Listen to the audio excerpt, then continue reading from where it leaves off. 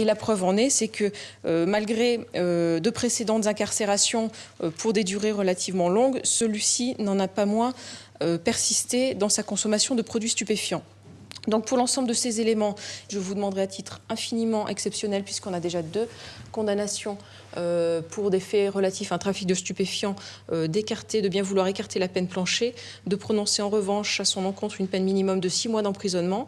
Le concernant, je ne suis pas favorable à ce qu'un nouveau sursis avec mise à l'épreuve soit prononcé, pour la simple et bonne raison qu'il y en a déjà un en cours d'application. Je ne vois donc pas trop quelle serait l'utilité d'une nouvelle peine de sursis avec mise à l'épreuve.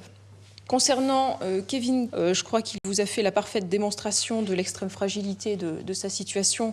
Ce n'est pas uniquement le fait d'avoir un manque de compréhension dans les questions qui étaient posées. Je crois que le problème est loin d'être réglé le concernant, surtout qu'il a passé son temps non seulement à minimiser son implication réelle, et qui résulte pourtant, là encore, d'éléments strictement objectifs, mais là encore de relativiser son implication dans un trafic réel de stupéfiants.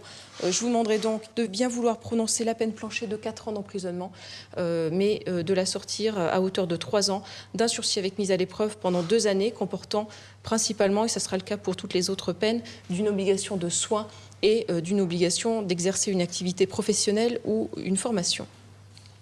S'agissant de monsieur, vous avez une période d'incrimination relativement longue. Là encore, l'intéressé se trouve en état de récidive légale. Bien évidemment, nous jure la main sur le cœur aujourd'hui que tout est arrêté, qu'il n'y a plus de difficultés.